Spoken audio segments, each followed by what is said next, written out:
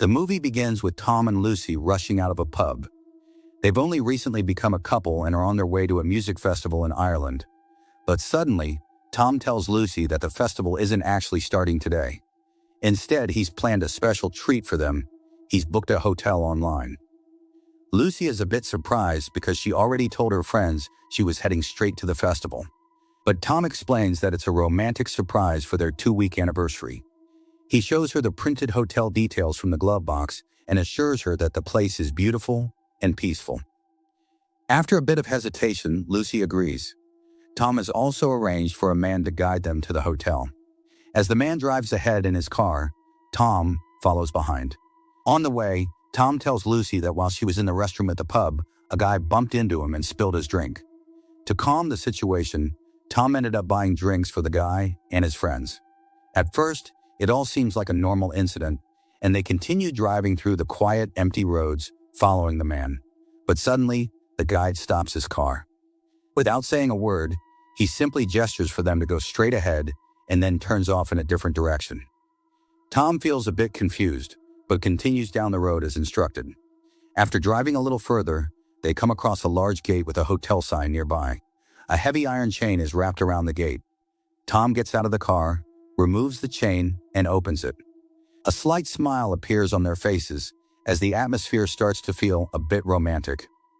But just then, they notice a group of young men passing by. Lucy becomes uneasy and quietly says that they might be the same people from the pub. And from that moment, the tone of their journey slowly begins to change. They continue driving toward the hotel on a deserted yet beautiful road. At first, everything seems completely normal. But after a while, they reach a point where the road splits into two. The car's map shows one direction, while the signboard ahead points to a completely different path. At the same time, Lucy notices an abandoned cabin nearby. After thinking for a while, Tom decides to follow the signboards, and the two of them start moving ahead, keeping an eye out for hotel signs. But after a short time, something starts to feel off. Even though they change directions, the same trees, the same turns, and the same signs keep appearing over and over again.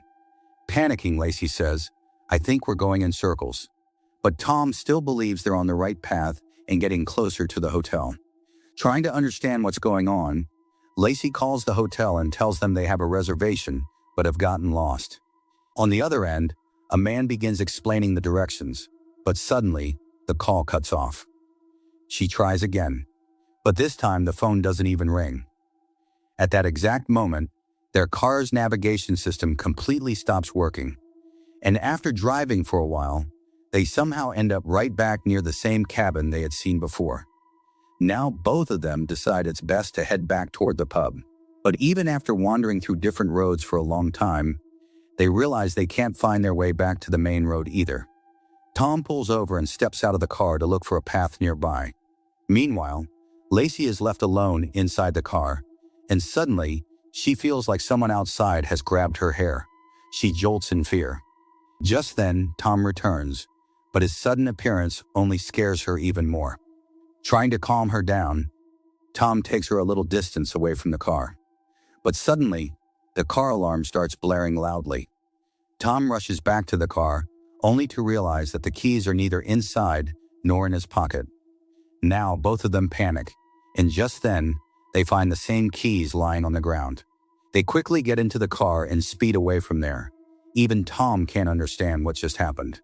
As darkness slowly takes over, they drive for a while, only to end up once again at the same cabin.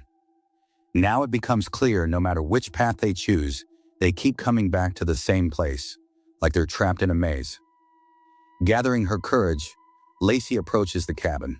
At the door, she finds an emergency fire escape map showing a route from the forest to the main road. The cabin itself is completely empty inside. Now Tom decides to follow the route shown on the map, hoping to somehow make it back to the main road.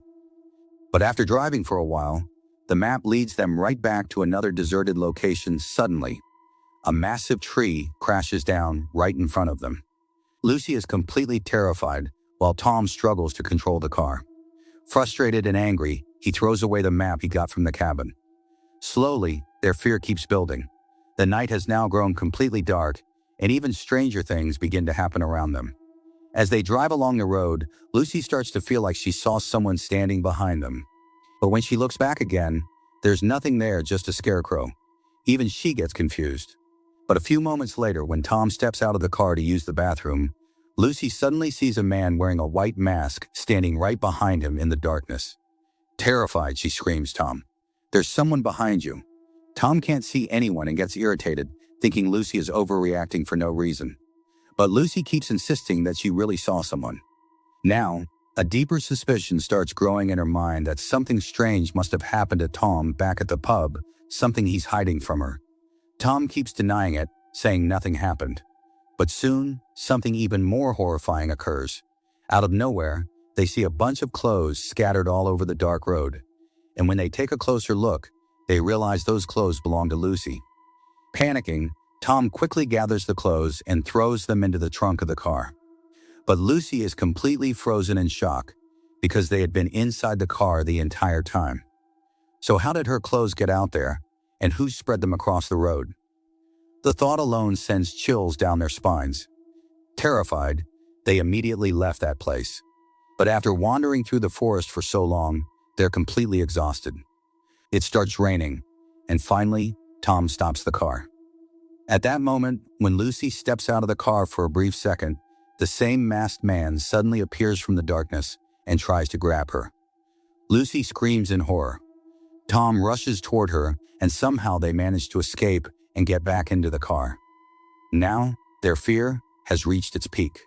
In panic, Tom starts driving faster, desperate to get away from that place as quickly as possible, but then suddenly he hits a man standing right in the middle of the road. Both of them are left completely shaken. Tom gathers his courage and steps out of the car. But there's no one there, like the man just vanished into thin air. And then, out of nowhere, that same man suddenly appears inside their car. His face is completely covered in blood. In a panicked voice, he says that he was attacked by some people, and they're still somewhere in this forest. As soon as Lacey hears this, she freaks out. She starts to think those same people might be following them too. She immediately tells Tom, "We need to get out of here right now." Tom listens, starts the car, and the three of them drive deeper into the dark forest. The stranger introduces himself as Max and says there's a place nearby called Killarney House. Hearing this, Tom and Lacey are shocked because that's their hotel. But Max quickly tells them they've come to the wrong place. He explains that the signs around here are changed to mislead people, so they get lost and never find their way out. Now they start following the directions Max gives them, but somehow they keep ending up at the same spot over and over again. Max then says the same people who attacked him have changed all the signs in the area. Slowly, Max begins connecting everything to an incident that happened with Tom at a pub. Confused, Lacey asks, "What exactly happened at the pub?" But Tom keeps avoiding the question. Then Max cuts in and says, "You provoked them, that's why they might be coming after you." Hearing this, Lacey is shocked. Tom quickly defends himself, saying nothing really happened, and in frustration, he steps out of the car. Now that Tom is gone, Max tells Lacey the truth in private. He says Tom spilled a man's drink and then showed him attitude afterward. From the way Max talks, it's clear he's trying to create a rift between Tom and Lacey. But even then, Lacey doesn't fully trust him deep down. She still believes in Tom. Gradually, both of them begin to realize the real culprit isn't someone else, it's Max himself. He's the one who changed the signs and has been leading them in circles, trapping them in this terrifying maze. Suddenly, Max reveals his true nature. He turns aggressive, presses a knife against the back of Lacey's head, and screams at Tom. "Drive, as fast as you can." Tom starts to panic. Lucy breaks down in tears, terrified, but Max yells at him to drive faster. Tom pushes the speed up. Because of the rain, the darkness, and the slippery road, the car begins to lose control. Still, Max keeps pressuring him. "You've got a choice. Crash or watch Lucy die." Tom feels completely helpless and finally slams the car to a stop. Suddenly, Max says, "Now let's play a game." He looks at Lucy and tells her to decide which one of them should die. Lucy is shattered, but Max starts counting down. Crying, she begs him to stop. Tom also screams at Max, but he doesn't stop. As the countdown ends, Lucy, completely helpless, takes Tom's name. And then Max suddenly bursts out laughing. He says, "I don't even have a knife. It was all just a game." Lucy is left in shock. Tom, furious, loses control and immediately attacks Max, dragging him out of the car. A brutal fight breaks out between them. Tom tries everything to kill him, but Max is far more experienced. He easily overpowers Tom and, with one heavy strike, breaks his wrist before walking away on foot, leaving Tom writhing in pain on the ground. Lucy somehow manages to get the injured Tom back into the car and speeds away without wasting a second. But after driving only a short distance, the car suddenly runs out of fuel and stops right in the middle of the road. By now, Tom is in terrible condition, barely conscious. At that moment, Max suddenly shows up behind them in his Land Rover. With no other option left, Lucy grabs Tom and runs into the forest. Using their flashlights, they try to hide in the darkness, but the darkness doesn't help them. Suddenly, Max catches Tom in the dark, and within seconds, he disappears right in front of Lucy's eyes. Lucy is left completely alone, terrified. Somehow she runs back to the car.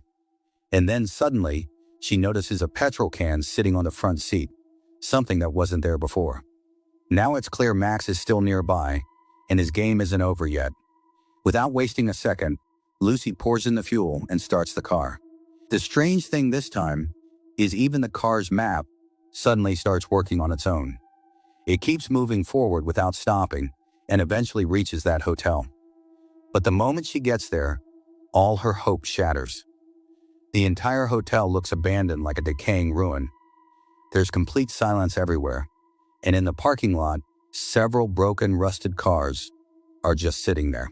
Seeing this, Lucy realizes something terrifying. She and Tom are not the first victims of this place. This is a trap, a place where people come but never make it back. Suddenly, Max shows up again in his Land Rover.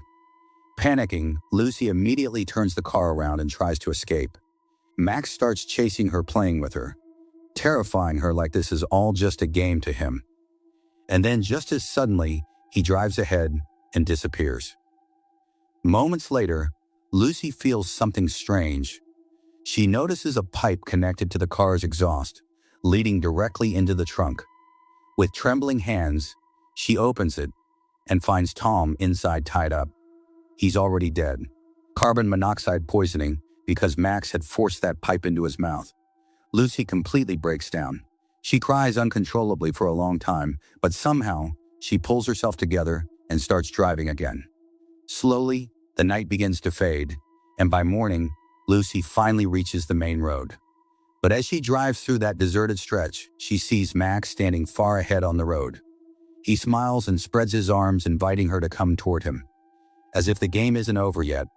But this time there's no fear in Lucy's eyes, only anger and the pain of losing Tom. Without thinking, she slams the accelerator. The car speeds straight toward Max, and just as it's about to hit him, the screen suddenly cuts to black. Is Max's game finally over, or is it still going? With that suspense, the story comes to an end. If you enjoyed this story, don't forget to subscribe to the channel. Thank you.